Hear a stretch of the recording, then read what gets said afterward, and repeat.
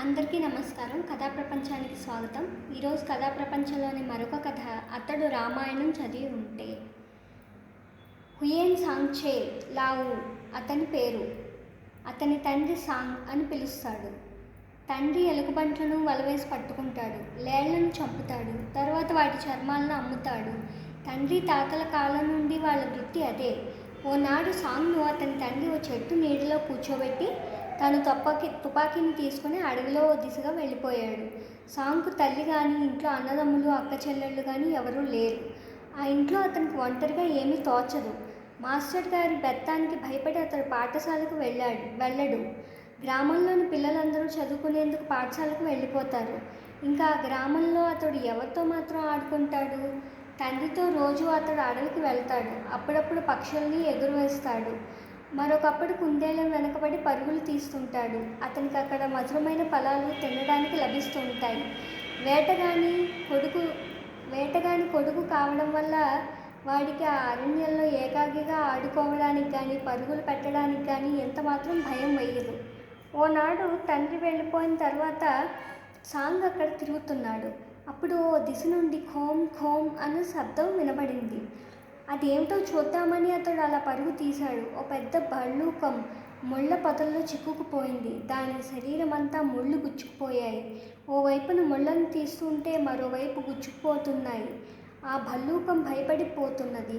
సాంగ్కు దాని స్థితి చూసి జాలి కలిగింది.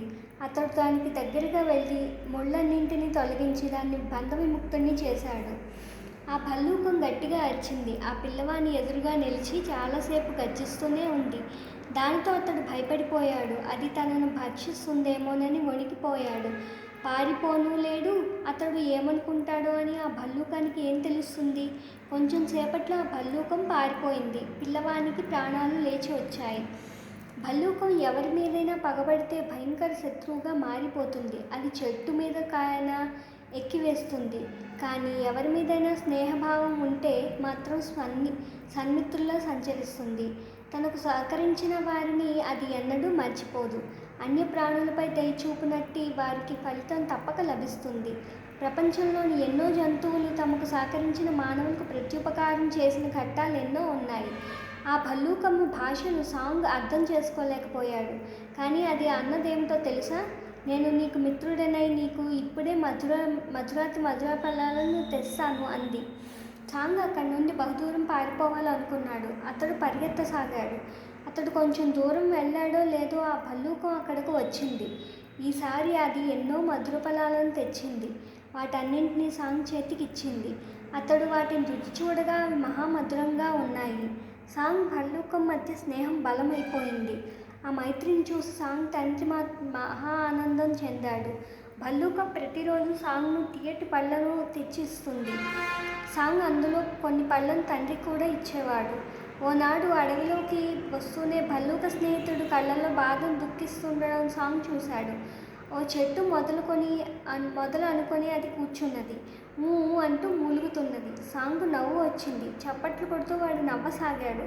దాంతో భల్లూకానికి మహాకోపం వచ్చింది. అయితే అది సాంగ్ యొక్క ముక్కును పీకివేసింది. వాడు రామాయణం చదివి ఉంటే వాడికి ఆ దశ ఏర్పడేదో చెప్పండి.